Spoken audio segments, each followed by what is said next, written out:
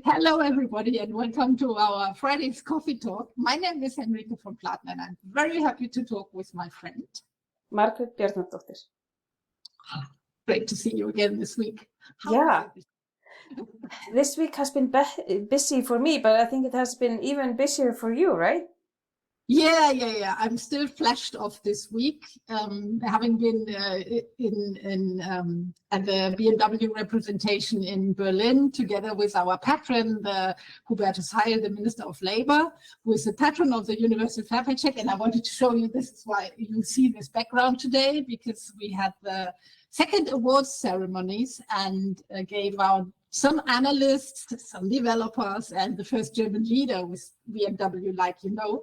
So that was cool. It's still sort of here. I can still feel it. And it was so good to see people in person, see them discuss, people that I've seen in so many team sessions that are going their way of paying fairly. And like Icelandic, having gone from analyst to developer, being a pilot company that I never met in person before. So you see me very, very happy this week.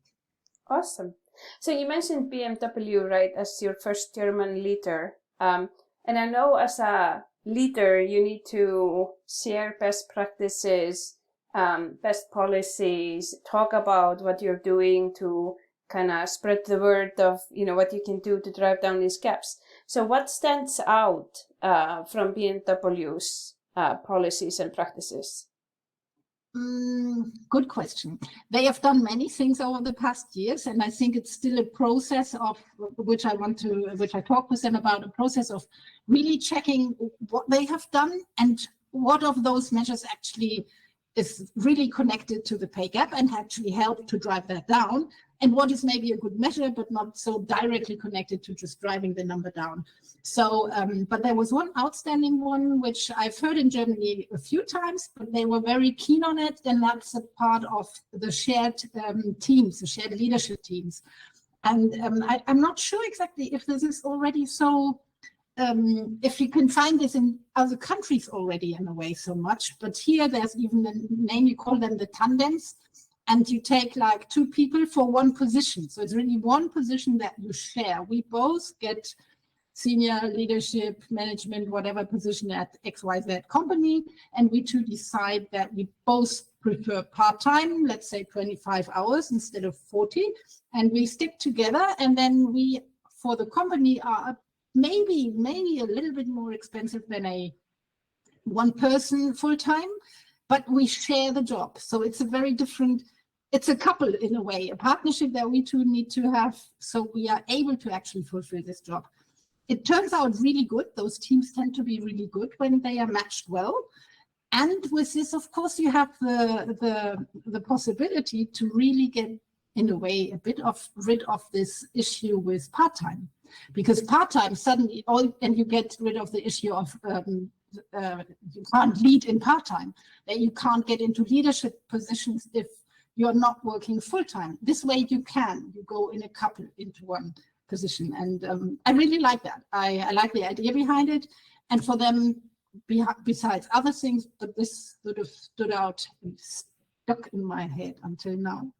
Yeah, this is super interesting because I honestly, for sure, have not heard about this in Iceland. And and this is something I wonder if I could share my professorship position.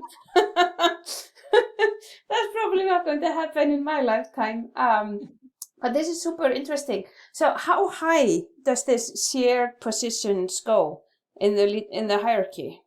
Oh, that's a good question. I should have asked that on the panel. I didn't. Okay. I don't know, but we can find that one out. But I think it's definitely not on the board level. But it might be like one or two or latest three below board level, but I think we should find that out. But I know from other companies that they do go that high, like the one or two below board level in the management group. And then it also depends on the size of the companies.